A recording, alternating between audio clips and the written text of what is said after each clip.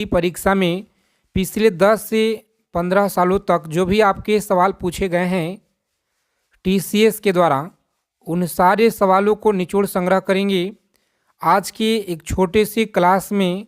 तो अगर आप लोग इस बार एसएससी जीडी एग्ज़ाम को क्रैक करना चाहते हैं साथी इस बार, तो आप लोग इस क्लास को बिना स्किप किए हुए अंत तक देखिएगा, क्योंकि आपके शिफ्टों में सवाल यहीं से देखने को मिलेंगे साथी, बिल्कुल 100%।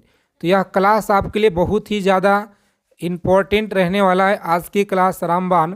तो सभी साथी क्लास में फटाफट जुड़ जाइए, और जितने भी प्यारे साथी लोग हमारे क्लास में पहली बार विजिट किए हैं चैनल पे, तो साथी फटाफट चैनल को सब्सक्राइब कर लीजिएगा, और बगल में एक बेल आइकन होगा उस पर प्रेस करके आप लोग ऑल पे ज़रूर आप लोग सेव कर लेंगे, ताकि एसएससी जीडी परीक्षा से जो भी इम्पोर्टेंट सूचना है सबसे पहले आप लोगों को जानकारी मिल पाए।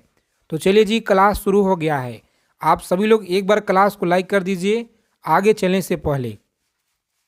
देखिए, पहला नंबर सवाल है जो आपके परीक्षा में लगातार हर बार पूछे गए हैं, पिछले 10 से 15 सालों से लगातार पूछे जा रहे हैं कि संघ लोक सेवा आयोग की जो काम काज का जो विवरण है यह क्या कहलाता है, बताइए आप लोग। बहुत महत्वपूर्ण सवाल है, याद रखिएगा, आप लोग स्टार लगा लेंगे, मोस्ट इम्पॉर्टेंट सवाल है। और इस बार आपके शिफ्ट में यह क्वेश्चन देखने को मिलेंगे साथी, याद रखिएगा।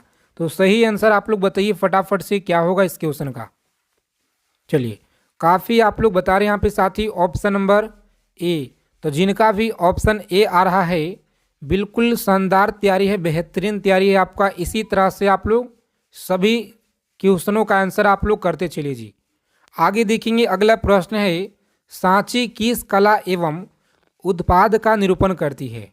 और आपको बता दी कि रोजाना आप लोग 10 बजे आप लोग शाम में लाइव क्लास में आप लोग जुड़ेंगे जी, ठीक है। लाइव क्लास आपको दिया जाता है शाम के 10 बजे, तो आप लोग लाइव क्लास में रोज़ाना आप लोग जुड़िए। शाम को 8-10 बजे रोज़ाना आपको यहाँ पे लाइव चला जाता है। जो आपको प्रश्न साथी एग्ज़ाम में स्कोर आप लोग 20 में से 20 आप लोग करके आएंगे। बस रोज़ाना आप लोग क्लास में जुड़ना शुरू कर दीजिए। सांची किस कला एवं उत्पाद का निरूपण करती है, तो याद रखिएगा ऑप्शन नंबर बी ऑप्शन को लॉक करेंगे, आगे बढ़ेंगे। आगे देखेंगे, अगला प्रश्न पूछा गया आपके एग्जाम में कि प्राचीन भारत का वह प्रसिद्ध शासक जिसने अपने जीवन के अंतिम दिनों में जैन धर्म को जोड़ा था, चंद्रगुप्त मौर्य था, अशोक था, समुद्रगुप्त, बिंदुसार था। तो आप सभी लोग बताइए यहाँ पे राइट आंसर क्या होगा जी। तो आप लोग याद रखेंगे हमारा सही आंसर है option number A, Chandragupta Maurya. आप लोग याद रखेंगे सही आंसर है जी। आगे देखेंगे, अगला प्रश्न साथी पूछा गया है, सभी को प्रत्येक सवाल का आंसर आपको कमेंट बॉक्स के माध्यम से बताते चलना है। संविधान में सशस्त्र शब्द का जो प्रयोग है एक बार हुआ है। संविधान में सशस्त्र शब्द का जो प्रयोग है एक बार हुआ है, तो याद रखेंगे आप लोग सही आंसर है आलोक 352, ए ऑप्शन हमारा सही आंसर है जी। क्लास के फ्री पीडीएफ के लिए काफ़ी आप लोगों का कमेंट ग्रुप में आ रहे थे, तो आपको बता दें कि टेलीग्राम चैनल को आप लोग ज्वाइन कीजिए साथी। टेलीग्राम चैनल का आपको लिंक डिस्क्रिप्शन में आपको मिल जाएगा। आगे देखिए, यहाँ पे पूछा गया है, विशाखदत्त के प्राचीन भारतीय नाटक मुद्राक्षय विषय वस्तु क्या है, बताएंगे। विशाखदत्त की प्राचीन भारतीय नाटक मुद्राक्षस का विषय वस्तु क्या है, तो आप सभी लोग अच्छे से याद रखेंगे। यहाँ पे डी ऑप्शन को लॉक करेंगे और आगे बढ़ेंगे। क्या है, समुद्रगुप्त काल में राज दरबारी की दुर्विसंधियों के बारे में आप लोग याद रखेंगे। हमारा राइट आंसर है डी ऑप्शन जी। आगे देखेंगे, पूछा गया प्रश्न है आपके एग्जाम में, वानिकी अनुसंधान संस्थान यह कहाँ पे है, बताइए आप लोग। वानिकी अनुसंधान एवं संस्थान यह कहाँ पे है, तो याद रखेंगे राइट आंसर हमारा देहरादून है जी। कहाँ पे, देहरादून, ऑप्शन नंबर डी इस क्वेश्चन का राइट आंसर है। चलिए सभी साथी क्लास को फटाफट लाइक कर दीजिए, दबा के सेशन को आप लोग सभी को लाइक कर देना है। आगे देखेंगे, 7 नंबर सवाल पूछा गया है आपके एग्जाम में, बैंकिंग निम्नलिखित में से किस क्षेत्र के अंतर्गत आता है, बताएंगे बैंकिंग जो है यह किस क्षेत्र के अंतर्गत आता है। तो आप लोग याद रखिएगा, यहाँ पे सही आंसर है तृतीय क्षेत्र के अंतर्गत आता है जी। आगे देखेंगे, अगला प्रश्न पूछा गया है आपकी परीक्षा में, सभी साथी अच्छे से याद रखिएगा यहाँ पे कि रिजर्व बैंक ऑफ इंडिया का जो प्रतीक चिन्ह है यह क्या है। आरबीआई का जो प्रतीक चिन्ह है यह क्या है। तो जो भी साथी लगातार अगर पिछले क्लास से हमारे साथ में जुड़े हैं तो आप सभी को पता होगा, क्योंकि लगातार आपको हम यह सवाल पिछले क्लास में भी करा चुके थे। तो याद रखिएगा आप लोग, सही आंसर हमारा सी ऑप्शन है, जो कौन सा, ताड़ के वृक्ष के समान एक बाग, आप लोग याद रखिएगा। आगे देखिए, अगला प्रश्न है, सभी साथी क्लास को अंत तक देखेंगे, क्योंकि इसी क्लास से आपके पेपर में सवाल साथी देखने को मिलेंगे। तो अगर आपको इस बार वर्दी लेना है, एक सीट पक्का करना है, तो साथी जितना आपके दम है, जितना आपको जी जान लगा दीजिए आप लोग, मात्र जो भी अंतिम दिन बचे हुए हैं आप लोगों को। ठीक है, देखिए यहाँ पे लाल रक्त कणिकाएं मुख्यतः बनती है। लाल रक्त कणिकाएं जो है मुख्यतः बनती है, सही आंसर क्या रहेगा। तो जो भी स्टूडेंट बता रहे हैं यहाँ पे डी ऑप्शन बिल्कुल राइट आंसर है जी, अस्थित मज्जा, आप लोग याद रखिएगा।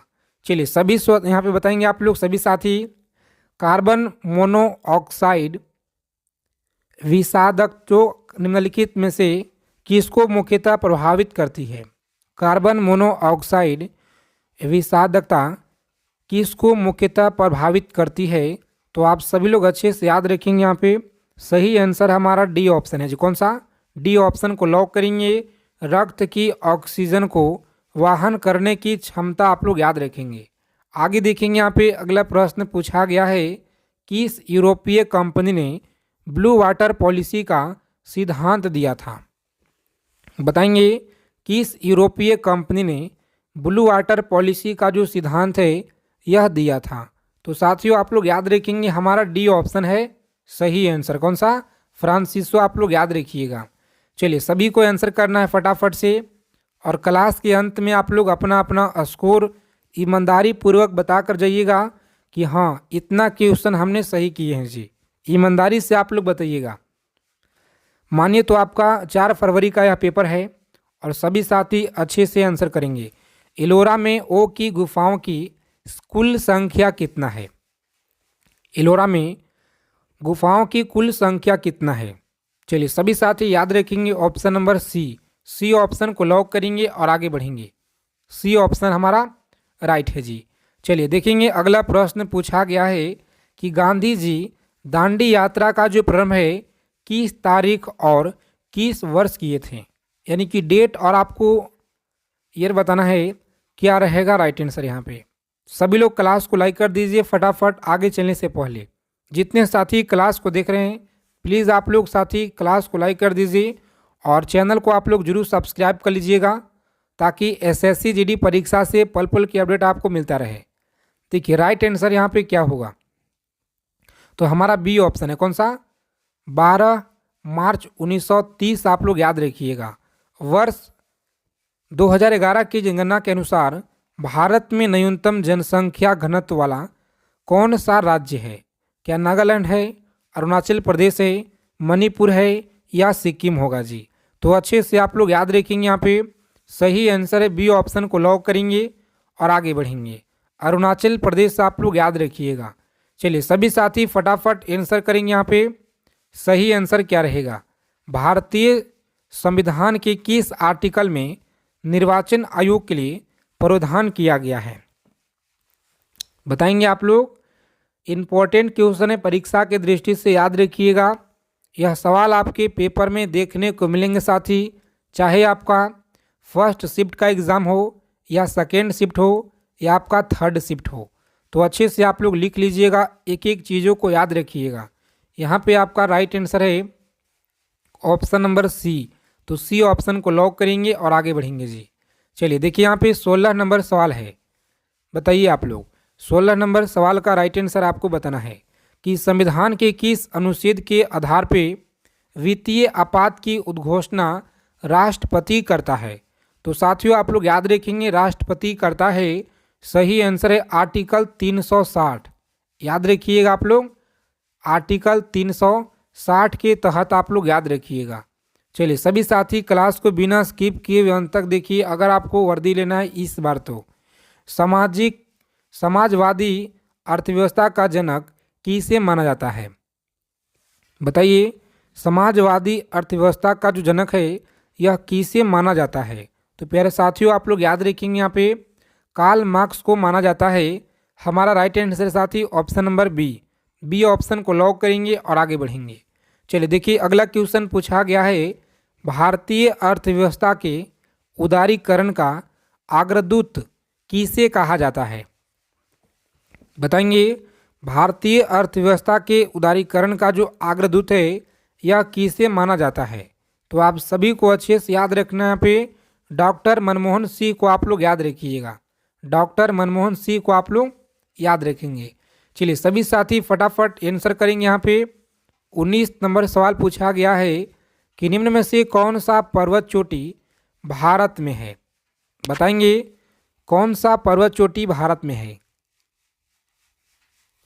सभी को आंसर करना है। यहाँ पे अन्नपूर्णा आप लोग याद रखिएगा, सही आंसर है। और आप लोगों को बता दें साथी कि जो पिछले बार हम लोग मात्र 19 मिनट का एक छोटा सा वीडियो है जो कि यह चैनल का सबसे पॉपुलर लिस्ट में आपको मिलेगा, जहां से आपके पिछले परीक्षा में प्रत्येक शिफ्टों में 1 से 2 सवाल आपके हर शिफ्ट में पूछे गए हैं।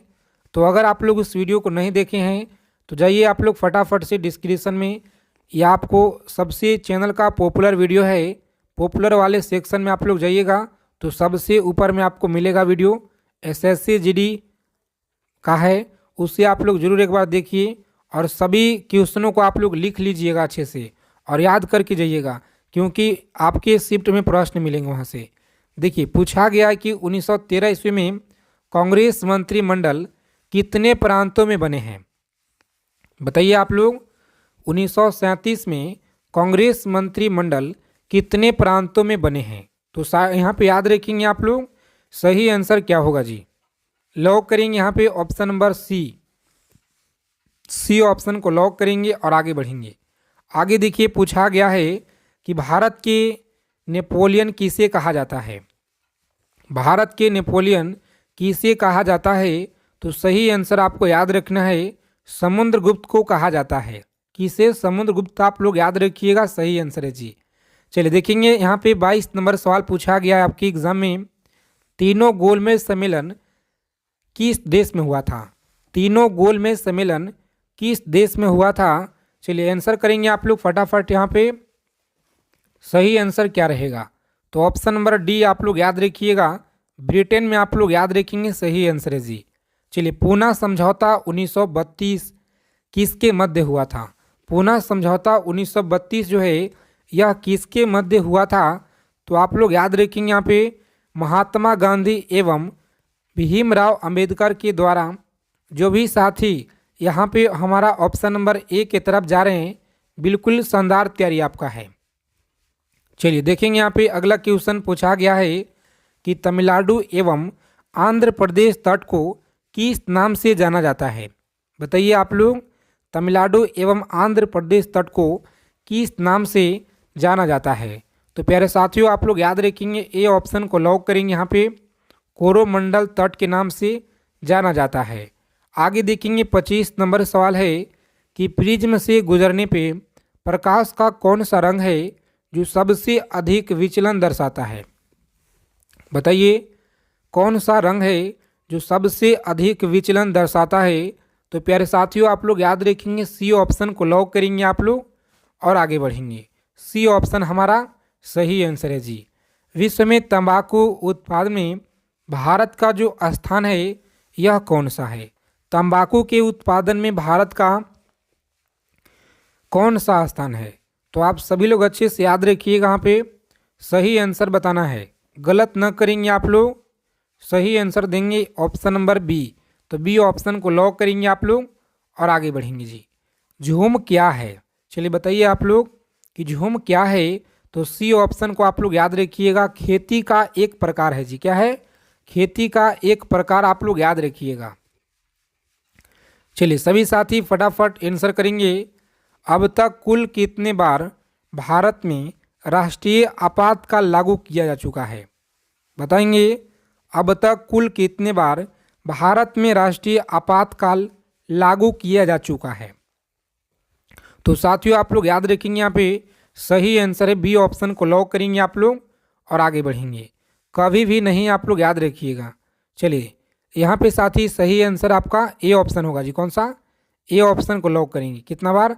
3 बार आप लोग याद रखिएगा। गलती हो गया थोड़ा यहाँ पे साथी, थोड़ा सा मिस्टेक हो गया, तो याद रखिएगा 3 बार हुआ है, ठीक है, 3 बार। आगे देखेंगे, अगला सवाल है 29 नंबर सवाल। बताइएगा आप लोग कि संविधान के आर्टिकल 1 में भारत को क्या कहा गया है? जो भी आपके डाउट होंगे मन में, साथ के साथ आप लोग आंसर करते चलिए ताकि साथ में डाउट भी क्लियर होते जाए कि संविधान के आर्टिकल 1 में भारत को क्या कहा गया है। चलिए बताएंगे आप लोग क्या कहा गया है। तो सही आंसर आपको याद रखना है साथी, लॉक करेंगे सी ऑप्शन को और आगे बढ़ेंगे। चलिए देखिए यहाँ पे पूछा गया सवाल है, कम समय में जितना हो सके ज़्यादा से ज़्यादा हम लोग रिवीजन करेंगे। 30 नंबर सवाल है, रणजीत सिंह को राजा की उपाधि किसने दी थी? बताएंगे। रणजीत सिंह को राजा की उपाधि यह किसने दिया था? तो प्यारे मित्रों आप लोग याद रखेंगे, बहुत ही इम्पोर्टेंट सवाल है आपकी परीक्षा की दृष्टि से। यहाँ पे सही आंसर क्या रहेगा? तो हमारा सी ऑप्शन है जी। कौन सा? सी ऑप्शन को लॉक करेंगे, जामन शाह। आप लोग याद रखिएगा। भारत में बजट व्यवस्था का आरंभ किस वायसराय के काल में हुआ था? बताएंगे किस वायसराय के काल में हुआ था? तो आप सभी लोग अच्छे से याद रखेंगे, बी ऑप्शन को लॉक करेंगे। यहाँ पे बी ऑप्शन हमारा राइट आंसर है जी। अच्छे से आप लोग याद रखेंगे। चलिए देखेंगे यहाँ पे 32 नंबर सवाल पूछा गया है कि रविंद्रनाथ टैगोर की गीतांजलि मुख्यतः निम्नलिखित में से किसकी संग्रह है? बताइए आप लोग किसकी संग्रह है? तो सही आंसर आप लोग याद रखेंगे, हमारा बी ऑप्शन रहेगा राइट आंसर जी। आगे देखेंगे, अगला प्रश्न पूछा गया है कि चार्ल्स डार्विन की पुस्तक द ओरिजिन ऑफ स्पीसीज कब प्रकाशित हुआ?